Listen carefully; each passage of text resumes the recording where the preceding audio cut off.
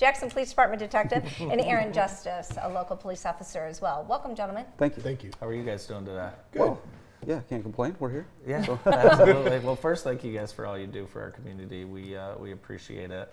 And it's time for the police memorial, which it's a big deal. And you guys are representing the Honor Guard.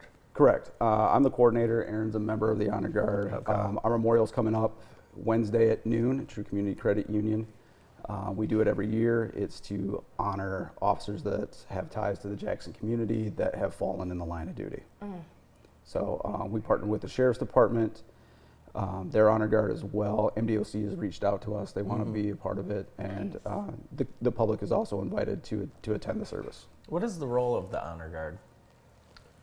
We have a lot of different functions. Obviously, we do our memorial every year. We do, a couple of us just did the color ceremony for Southwest Little League. Oh, yeah. So we go out and present the colors, do the national anthem, that sort of thing. We do retiree funerals. So when a retiree passes away, we go and give them their rights that they've earned as doing their time in service as a police officer. And then obviously line of duty deaths and statewide. So we go, if there's a line of duty death anywhere in the state of Michigan, we're going to go and support that department. Yeah, that's incredible. So Rick that just left shared with us that as tow truck driver is a very dangerous job, and in the United States, one tow truck driver is killed every 6 days, which seems like a crazy statistic.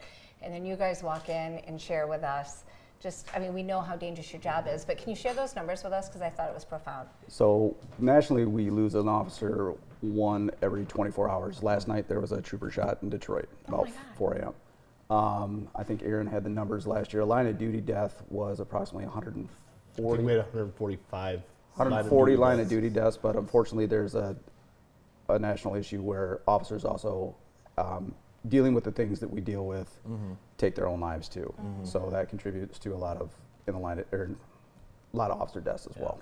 You talk about those numbers, obviously countless impacts beyond that, families, community, friends, and it is important for the families that we honor those that have fallen. Talk a little bit about this event, kind of what it means to you and maybe how you guys prepare for that mentally. So my mental preparation starts with this in January. We start practicing again to get these guys in order. It's the least we can do for these families to look as sharp as possible and give them what we can.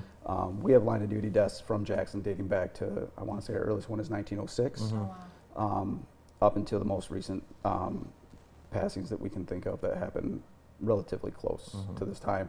So we invite those families here, us and the Sheriff's Department take turns with a gun salute, or as Aaron said, presenting the colors, which is marching out with the flags. We have a bagpiper that comes in and plays Amazing Grace on the bagpipes, which, if you haven't heard, is very heart-wrenching. Jay High affords us 2 buglers, and we play taps.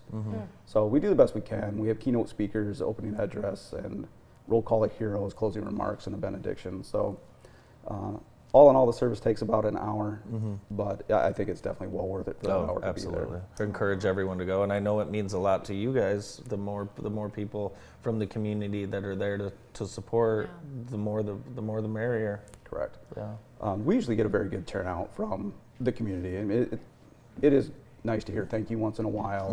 And sometimes, especially with these guys being on the road, it's a thankless job for the most part, but once in a blue moon you do get a thank you, and it really does help. Aaron, what are some maybe key elements of the ceremony that people might not notice if they're there, but they're very important part of the ceremony? Obviously we put a lot of time into it, so being able to hear, I think the 2 biggest things that I take away from it are the roll call of heroes. We take a minute, we give every officer who's had a line of duty death their moment to kind of, hey, remember them, honor them, let their family, if they are attending, they place a flower into a wreath for them. That's kind of like a symbolic thing. And then obviously the gun salute followed by taps is huge to me. I tear up just thinking about when it's going to happen on Wednesday, because it's a moving thing, and if you haven't experienced it, it's something I recommend everyone experience, because it's crazy how powerful it is. Tom, how many of these have you been a part of? Oh, this will be my 10th or 11th Wow. one. Wow. I joined the Honor Guard a little while ago. I've been the coordinator for about the last 5 or 6 years now when Sergeant Flick stepped down. But like Aaron said, every time you hear taps in the bagpipes and you're standing there and you're in a really nice uniform, it's really hard not to have a tear roll down your face when that happens. So. Yeah, and we have a lot of families that they don't live in town anymore, and they come in for this ceremony. Yes. Yep, we have a large invite list that we send out every year, and then it's always nice to see those families come back and have their loved one remembered.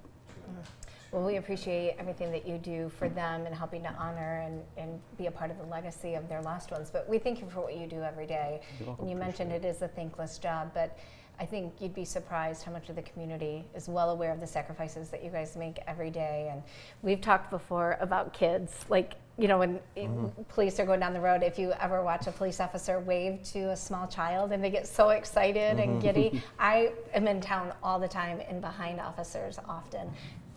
And maybe they're behind me with the lights on. I was going to say. But I watch the interaction and the friendly waves, and it's just such a beautiful sense of community and so important. And we thank you for all the little things and all the big things. So you're very welcome. We appreciate it. So thank you. You're welcome. Aaron, how many of these events have you worked?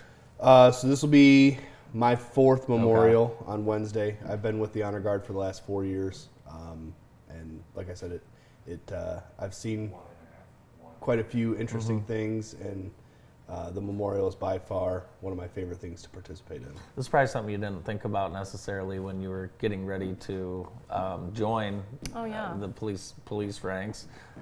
So I started as a cadet, so Yeah. I wasn't a police officer when I started with JPD, but obviously, I got to see the guys dress up in the cool uniforms and see them go out and do this kind of a thing. So it was always kind of in the back of my head, and then 4 years ago, they were like, "Hey, we're opening a spot for it," and I put in and got it, and it's been a good time ever since then. So That's very cool. Can the public come and support this event, or is it private? No, absolutely. Public is more than welcome. Like I said, we're at True Community Credit Union Park, and it doesn't cost you a thing, and by all means, you're more than welcome. Yeah, there's so many people that will kind of venture out of their offices from downtown, but please drive in downtown.